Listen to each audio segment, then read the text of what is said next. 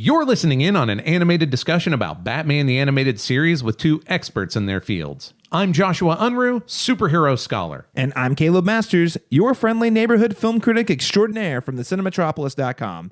And today's topic is Season 2, Episode 7, Harlequinade.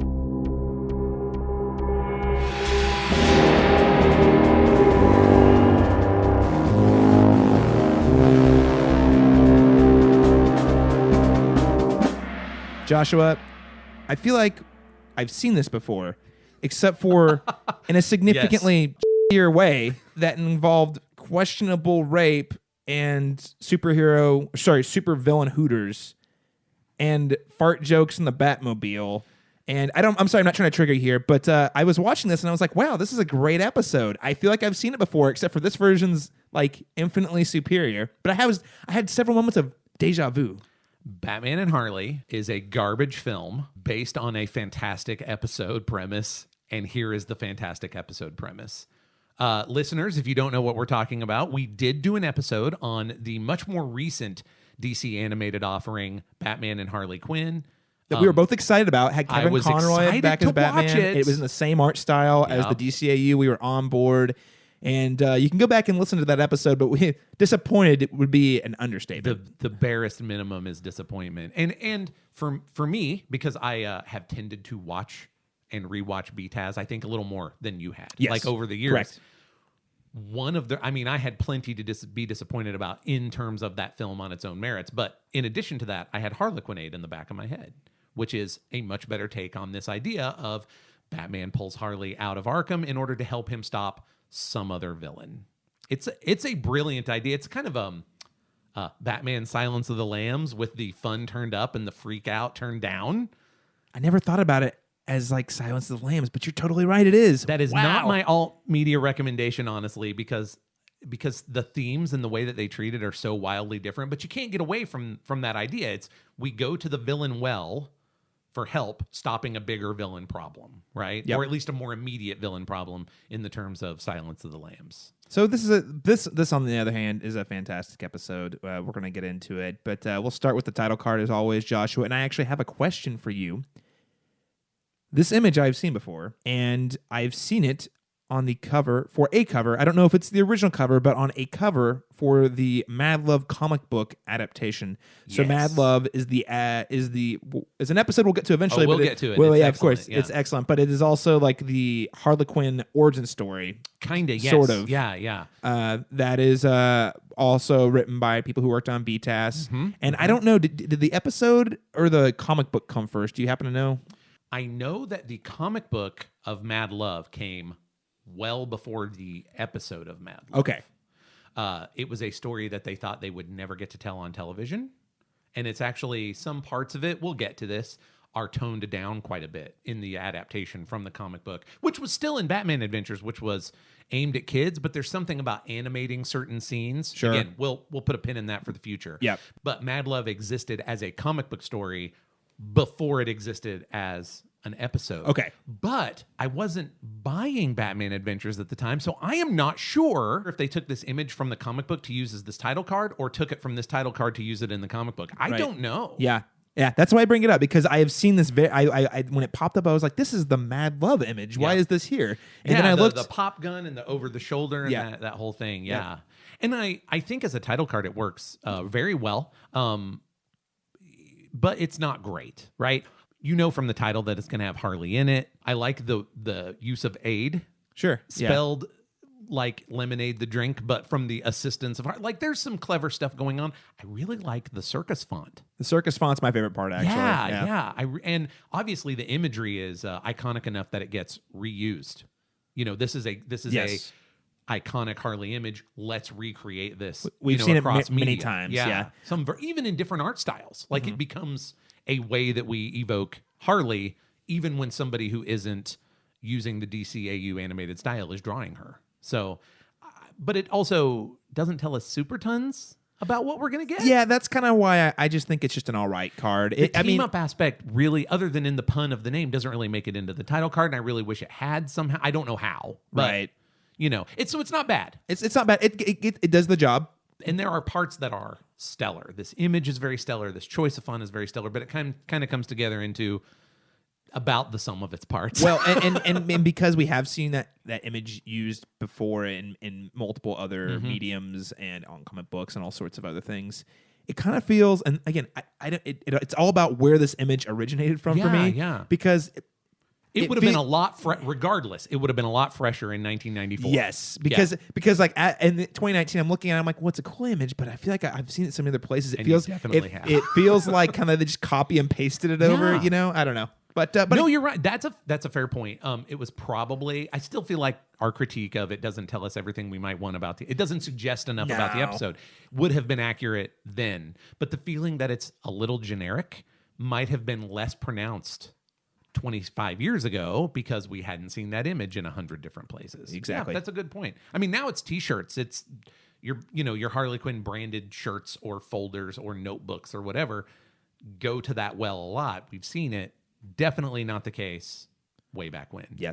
So that actually takes me to the episode, Joshua. And I think, you tell me what you think about this. I think Harley is the main character. She is the protagonist of this particular story. Definitely, yes. With the central piece being Harley and Joker's relationship being the core of the episode. And now Harley, I was like, well, this doesn't work because Harley's not in the first scene. But then I'm like, but the first scene is the Joker, cold open, comes in, sets the scene, he steals this bomb in a really hilarious and twisted sort of way, by the way. Yes. I was like, why is he wearing that top hat? It's so goofy. And he's got a bomb. Yes. That's not a bomb. It's a gas bomb. The theft of the atomic bomb is so much more on brand for Joker than the way he uses the atomic bomb. Agreed. We'll get to that as we talk more about, because I want to use it as contrast for things they do really well with Harley. But yeah, that's the cold open, right? This is the problem that our heroes are going to deal with. And in this case, Harley is definitely one of, if not the hero of the piece. Right. Yeah. Well, because I feel like constantly, I mean, sure, Batman's the hero, but constantly Harley's the one who's leading the charge. Yeah. Yes. She's the one who's driving the story forward at every beat. We only leave her point of view a couple of times, and it's only in service of then showing her competency in a different way. Yep. She steps off screen to become Harley fully, right? Like to change clothes.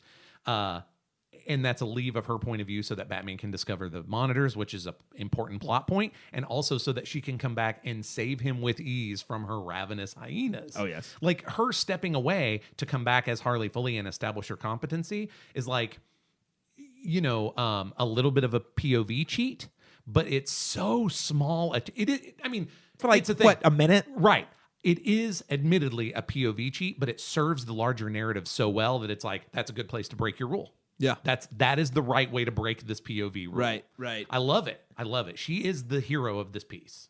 Yes. Even when she's doing it badly. Oh, of course. Man, it's fantastic. Well, and the way it all concludes, and I know we'll get to it. It just feels like when I'm watching this, I have a beginning and a middle of an end and an end of a story about Harley and Joker, where Harley is the main character, really the protagonist, and Joker's the antagonist, who she's also in love with. Yeah. And man, it's screwed up. Man, it's great. We see this so much more often in terms of like Batman and Catwoman or Batman and Talia, right? It's really interesting to, again, above the line, the name is Batman the Animated Series, but this is really a Harley episode that is centered on her problems and her relationship in the way that we would normally look at it with Batman and various femmes fatale. Oh, yeah. Well, I mean, the way I look at it, I mean, sure, Batman's trying to stop Joker from the bomb, but he and Robin just seem like they're along for the ride, you know? If they knew where to start without Harley, they would have done that. Yes. Right?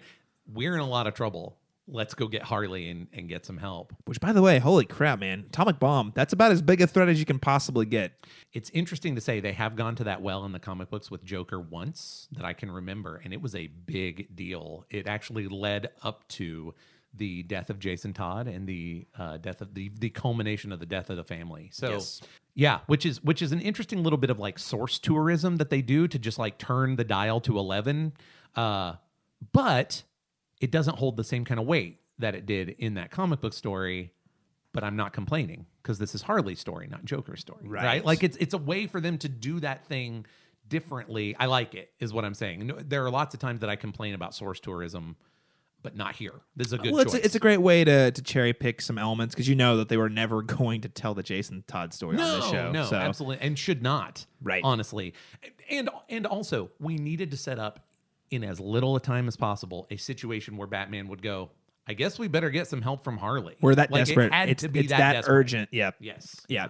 Absolutely. Well, I don't know. I really want to talk about how Harley was driving the narrative. I loved the laughing hyenas, the way she lured Batman into another Boxy's gang arena. Harley sings for the gang. I just love this stuff. Let's talk about. Okay. There's a couple of things. A thesis statement that I want to set up for all of this conversation before we dive into Boxy's, because Boxy's is a huge moment. Yes. On levels. Harley is funnier than the Joker in this episode, and also possibly as funny as Joker's funniest moments. Like she gets all the best gags in this episode. In this episode, easily, yeah. And I mean, her gags are on par with Father Joker, with Laughing Fish Joker. Like she is operating at peak Joker levels of hilarity, I feel. What do you think? No, I hadn't thought about it, drawing those comparisons, but no, her jokes here are funny and they land. Are so great. And all throughout the entire episode. And then, of course, a couple of the final ones feel like classic Joker gags, but she's using them against the Joker. So it's like, oh, you just out-joked the Joker. Hoisted on your own petard, yeah? Okay, Boxy. So I wanted to set that up for Boxy's. Okay. So I wanted that as my thesis because a thing that you and I discussed briefly, we wanted to bring into the show, is the idea that Harley often appears clueless, but it is always an act. And the only place in this episode that I feel that is at all questionable, and it isn't because we'll get to it, is when she doesn't know Boxy's gambling den is there. Oh, she definitely knows. She definitely knows. Yeah. But she is acting hard like she doesn't know, even letting Batman make her look stupid in the process. Like he's over there looking at the wall and she's like, what are you doing? Nobody's been here in forever. And then the door opens and she pulls a surprised face. But it's all an act. Yes. Because she's and because every other time that she acts in a clueless manner, she immediately subverts it, right? Like in this episode, she's pretending she wants to listen to the radio so that she can test the fences like a velociraptor. Right. We know this. Right. And then Batman knows that too. The second she hits the button, he stops the car and he just because he's drawn that hard line. He's like, do not touch my stuff. You're in this car. We are not partners here. Yeah. You're helping me in this moment. Do not touch my stuff. And the way that I know the radio thing was fake clueless is because she pretends to be terrified in that moment. And then as soon as he turns away, she starts pulling faces at him. Yeah. And then he catches her pulling faces and she doesn't care. She's in charge of that interaction from jump. Yes. So the only time where that's sort of questionable, I think, is when she is so deep in the act of being a dumb blonde. Joke's on you. I'm not even really a blonde. I love that joke. It's good stuff. Is that moment when Batman opens into this, secret gambling den and she continues the act of not knowing that it was there. Either the way I look at it, either she definitely knew it was there, or if she didn't, she kind of immediately played that to her advantage. Yeah, I think you could go either way. I think it's a question, right? Whether she knew, but she is so competent, but pretending to be incompetent through the rest of the episode. Correct. I'm inclined to just say she knew it all the time and was doing this to get him to underestimate her. Batman underestimate. Well, and to get Boxy to underestimate her too. Like it was also true. It was having these powerful men underestimate her so that she could later manipulate them and use them to her advantage. I think that this, I'm glad you see it too, because I love this bit. Because I think it shows the tragedy of her relationship with the Joker. Because at the end, she's not able to do that with him. She does that to Batman. She does it to Robin. She does it to Boxy. She does it to all of Boxy's goons with the musical number, which is fantastic, and also suggests why we had two that were terrible in Batman and Harley. But I digress. She does that to everybody except for the one person we want her to most do it to. It's tragic. She's in love. Or she thinks she's in love, I should say. So and love's the wrong word. She is deeply infatuated and just head over heels for the guy. I mean, this is so underlined with a device, I think. Because leading up to Boxy, that whole scene, Batman fires the grapple gun. She says, I can do it myself. And knocks herself goofy with the Harlequin stick. Yep. the Harlequin stick that she uses to Beat the Joker. Yep. Perfectly. Yep. Okay. I thought that too. Let's inform backwards that she knew exactly what she was doing with that thing. Oh, she knew what it herself look was. dumb. Yeah. Yes. So I love that bit that she's actually funny. And every time she acts dumb, it's in service of a greater goal. This is peak Harley. This is the best Harley. I love it. Yeah, wholeheartedly agree. And because for 90% of the episode, she's not she's not weakened by the Joker. Because we've talked about this on past episodes. That's a very toxic, abusive relationship. And when she's with the Joker, I mean, she just melts. Falls right back into it. Yeah. And then has a moment, which is also stolen from her. We'll jump to that, but I wanted to say one more thing about Harley's competency. Sure. Because she really is super competent through this entire episode. Oh, yeah. She legitimately breaks the case for the world's greatest detective. Like she is the one who figures out that the Joker is holding the mayor hostage. Which was great, by the way. An inspired choice by him, not a thing that Batman or Robin would necessarily think of because they've had conversations with Mayor Hill. Recently, like in this episode.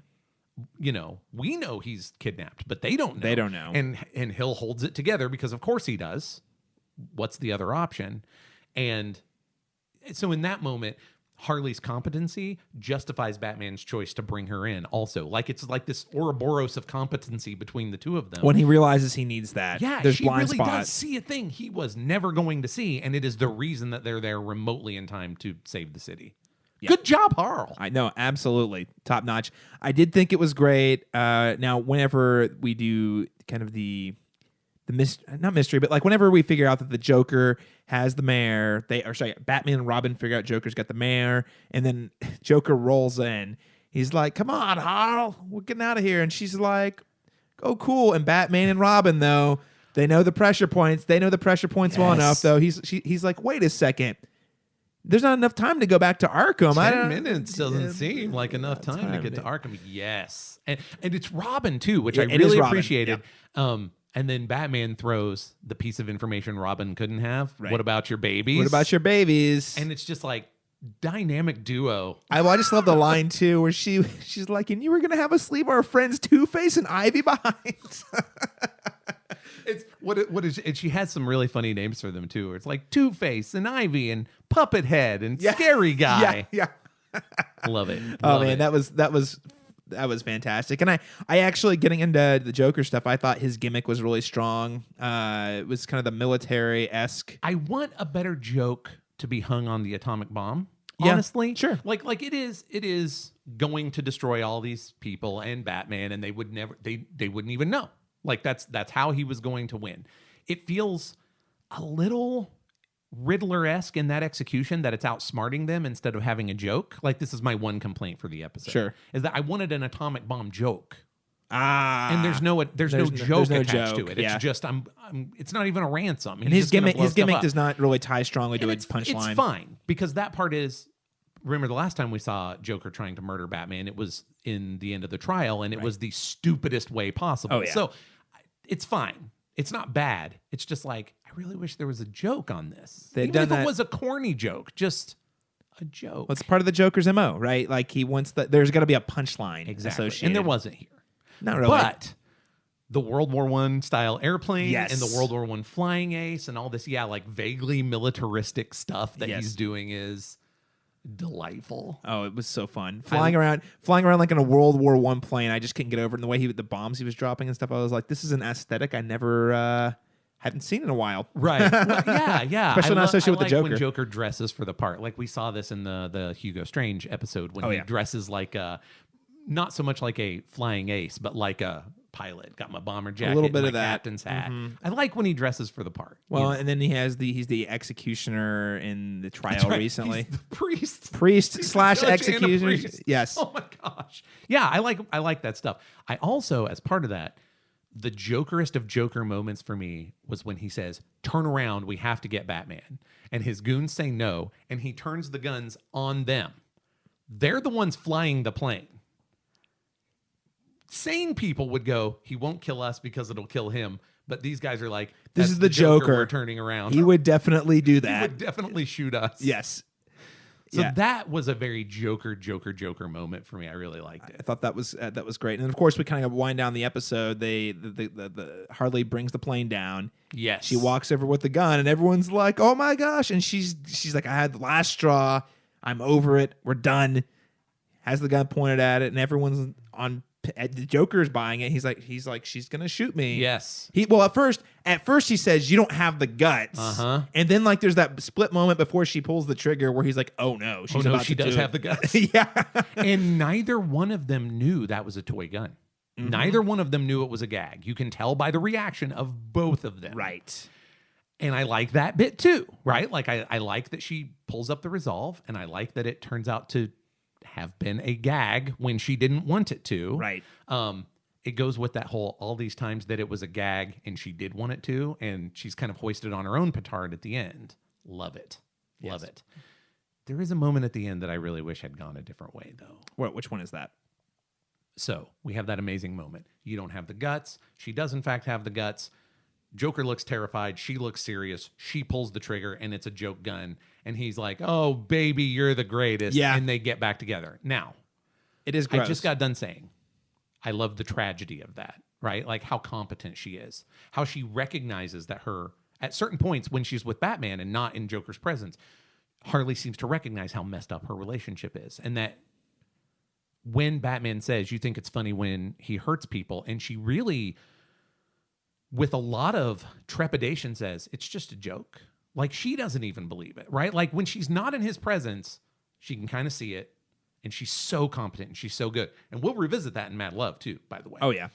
And then they get back together. And I get it. It's tragic and it's sad, and it sets it up for the next time that we want Joker and Harley to show up on screen together. But last week we talked about Ivy and how Ivy wants domestic crime queen bliss with Harley, and we liked them better together. Well, we talked about that in Harley and Ivy too. Yes. But I mean, this is the nature, and this is, yes, we want better for Harley. Okay, Yeah. we all agree. But I mean, this is the nature, and we've talked about this too. The nature of wanting to return the status quo. The nature of looking at these toxic relationships that no matter how smart and competent you are, you have those people in your life that just make you melt and feel like you're not. Sure. You know what I mean? Like, yeah. And it sucks though, because I'm with you, because I want better for her. You want better for her. We have subverted our image of Harley for 18 of these 22 minutes. And then it just returns to our... Like, we've spent all this time subverting it. And I get it, except that BTAS is also a show that takes a lot of risks. It takes a lot of risks. And resetting the status quo to no more Joker and Harley, only Ivy and Harley, or Harley on her own, we wouldn't have gotten Mad Love, which is a great episode. But I don't know. It feels like a risk they could have taken and chose not to. Or maybe, this is a little sad, it didn't even occur to them. Oh, no, I think it probably occurred to them. I think that's probably... Okay, and I listen. This was a long time ago. I don't know any of those. I don't know any of the people. Yeah, I'm spitballing. But there. based off of all of the clues we've seen throughout the series about exploring the idea of Harley being with Ivy or Harley they being flirt with around, it, definitely. They have. Hard. I'm sure they probably. They make out with it. Yeah, definitely. I think that I'm confident that they had to have been an ongoing conversation. Are they ever gonna break up? Are we ever gonna let them break up in this universe? Or are we gonna stick going back to the tropes? I can't imagine a writer's room where that's not an ongoing conversation. It's fair. It just occurred to me because it is very tragic for this episode, right? And this is not a show that trucks in continuity often or hard, right? Like it dips its toe, but it doesn't go hard for continuity. But here we are watching them all very close together and really thinking about how all the pieces fit together. And I'm just like, I really wish that had been the end of it. Like I would have traded Mad Love. For this to be the end of it. Ooh, boy. Because think about the Mad Love episode where Harley and Ivy decide they've had enough of Joker's crap. Right. Just imagine Mad Love with Harley. I'm not saying you're wrong, Josh. I'm just positing a scenario where that's really interesting. It would be very interesting. And, I don't... For me personally, I would trade Mad Love for this to be the end of this relationship. I recognize that is potentially an unpopular opinion. Well, and I understand you wanting this relationship to not be the status quo. Yeah. And I respect that, and I think I agree, but also like I'm not critical of the writers for not doing it either. No, it's a decision. This is like it's the title card. It's Right. like the title card in this way. We've now been watching this boomerang between Harley and Joker for 25 years, and it makes me less impressed with it when I return Sure. to any piece of the media. But 25 years ago, it wasn't tired yet. Right. Right. Well, and also I mean, yes, Harley was invented for the show, and they were probably still figuring out that relationship too. That's what I'm saying. Clearly, we've seen context clues in other episodes. They are toying with other ideas. And as we know, they don't ever end up truly breaking it off. Nope. No, doesn't happen on screen. Not on screen. Which, looking back, it's like, well, maybe that would be a cool thing had they done it. But at the same time, they were writing the history and the nature of this relationship at that time. For the first time. I am fully prepared to accept that I'm bringing 25 years of that boomerang being the status quo and being like, come on, do something different. When this is one of the early examples. Right. And also, it's not fair, but also but Harley and Ivy is kind of awesome. So, awesome. that's what I'm saying. I'm with you on that. Yeah. But I also see, looking back, I'm like, no, I also respect the writers to not do that too. No, the intervening years definitely recontextualize things. I can own this. I can accept that my bias of 25 years later. So this is one of those fan favorite episodes, right? So would we declare Harlequinade a must watch? Oh, okay. Yeah, it's definitely a must watch. This was tons of fun. It really, again, showcases an early example of Harley Quinn being such so good, so smart, so competent, going toe to toe with Batman in her early years. So I think this is a must watch. Going toe to toe with Batman while looking like she's not at all going toe to toe with Batman. Right. Very subversive. Fantastic choices. Yes. Yeah. No, I agree. I think you have to watch it. It's this one's on the top 10 lists for a good reason. Although actually, I need to do a little more research here, but I feel like it probably falls off in favor of Mad Love. And honestly, I mean, we'll put a pin in this when I get to Mad Love, but I think I would pick Harlequinade over Mad Love. I like Mad Love a lot, but I got to think about it. We'll come back to it when we do Mad Love. Exactly. And also there's some similarities between these two stories. Like we'll get to it. So Joshua, that takes us to closing out the show as we always do with some alternate media recommendations for our listeners. If they like Harlequinade and want to keep exploring those ideas and themes, where can they go? So what recommendations do you have for the listeners this week? Okay, so this is a little conceptual choice by me. Okay. In the terms of Harley and Joker, especially in terms of this episode, Harley is a tragic figure who has been subverted by an attractive but evil presence, right? In our usual noir fiction, this would be gender flipped, and it would be a femme fatale pulling a good man down, or at least a mediocre man down, right? So because that is so clearly a homme fatale situation, like this very competent, at least excellent at her job, if not a mediocre human being, is brought low by a man. I'm gonna go back to the usual gender and look at my personal favorite, femme fatale, because I feel like there's some overlap in this way. Sure. 1944's Double Indemnity. Love Double Indemnity. Yes, it is. It is a fantastic piece of noir fiction, but the thing that I really appreciate about it as femme fatales go is that our femme fatale in that film is very opportunistic. She has this schmo who's an insurance salesman turn up on her doorstep. He makes all these sexual overtures. She rebuffs him at every turn. And then after he leaves, she starts thinking, I think I can use this guy. Mm-hmm. And I think that he is able to be used, right? And the reason that Double Indemnity came to my mind is that I have a little, I guess, headcanon, a little posited scenario of how the Harley and Joker stuff could have gone. Sure. Like, I'm imagining Harley is there as Harleen Quinzel, like ready to make her bones as the psychoanalysis of the Joker, right? Like, I'm going to write books. I may not cure him, but I'm going to really get in there and figure this out. And Joker sees that and rebuffs it at every turn, their first couple of meetings. But every time he goes back and he's like, she's really into the idea of me. How can I subvert this?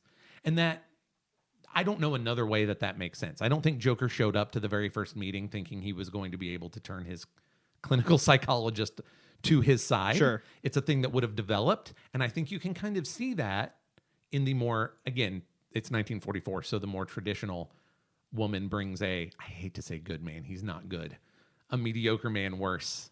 And I think that there had to be a certain amount of adaptability in Harley Quinn for Joker to do that to her also. Sure. Yeah. So I feel like there's some DNA there that overlaps, and Double Indemnity is a fantastic film that you should see. Everyone who has any interest at all in detective fiction or noir, Double Indemnity is a must-see, quintessential noir film.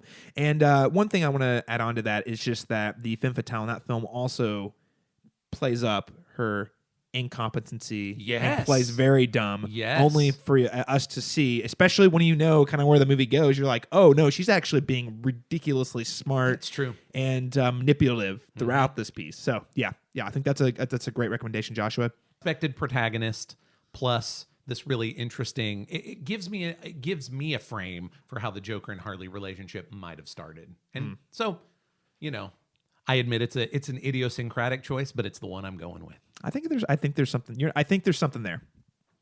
I've got 3, and I went the twisted romance angle. So first and foremost, it's just a sad romance because my reaction was, man, it's so sad, because I had the same feeling as you. I was like, man, it's so sad that Harley just keeps going back to this really abusive relationship. So I looked at one of my favorite studies of a toxic relationship, a film called Blue Valentine from writer-director Derek Sanfrance. It's got Ryan Gosling and Michelle Williams. And it's basically the film is in 2 different times. One is the beginning of the relationship when they meet and when they hit it off, but then it's cut along with the end of the relationship. So you're seeing how the relationship grow right alongside it degrade and decay and deteriorate. It's really sad. Don't ever watch it after a breakup. Take it from me. Take it from me. That's a safety precaution, people. Don't think catharsis is the answer and watch that movie after a breakup. It's a bad idea. I would also recommend, this one's a little more fun, and I actually think it's a little more directly related to the type of relationship we've seen with Joker and Harley, Gone Girl, starring Ben Affleck and Rosamund Pike. Terrific book, a phenomenal movie, directed by David Fincher. I think everyone should check that out, and I think there's a lot more of that kind of back and forth. It's like they need each other, but also they're really toxic for each other, and because of that, they're also weirdly perfect for each other in that weird, twisted way. Great stuff. And lastly, just want to throw in a golden oldie, The Graduate, talking about really toxic, unhealthy relationships. Yeah. Yes. Good pull. Well, I say The Graduate just because basically there's a couple different ways to read The Graduate. I actually tend to read it as not really a romance. It is very predatory, right? Very predatory.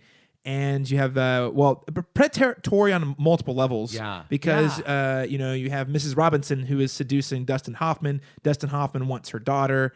She's protecting her daughter. Dustin Hoffman stops at nothing to get at her daughter. There are no heroes. There are no heroes. There are no heroes in this movie. They're all kind of bad people. But they're more kind of classy, traditional, I would say the lens at the time was, oh, look, they all got away happily ever after at the end. But if you really are watching the movie in the closing moments, it's very clear that cool, you did the thing you want to do, but you're not really sure. Now that you've done it, you're like, is this really? If they rolled some sinister music over that fade to black in credits, we would feel very differently about the end of The Graduate. Exactly. So just another film looks at the toxicity of relationships that are not necessarily built on love per se, but maybe people who think they're in love.